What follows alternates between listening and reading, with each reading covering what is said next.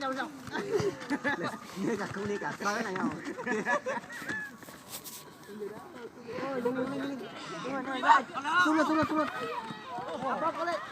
Đi đuổi mấy không? Đúng rồi, có truyền nhanh đi. Mang đúng.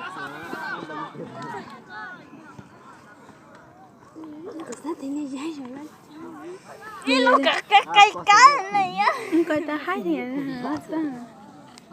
Có quay cây hay ca đi hay. Ô, thế gì không quay cá chờ. Nè hãy lên đi. Chờ nó ăn chờ lúc bóng à. Có một cái đã có chỉ quay. Ôi chị. Người ta tàn cán lắm.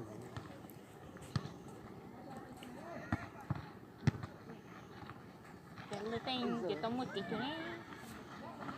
Ăn thắt thi vào.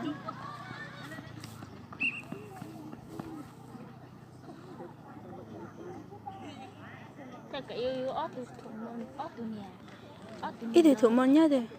Chỉ ít từ trúng tay.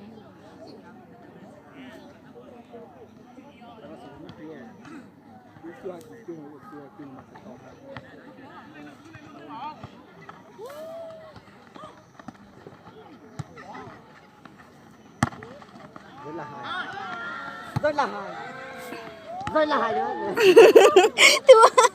Đầu xăm một tờ. Điên. Đây là dài mà.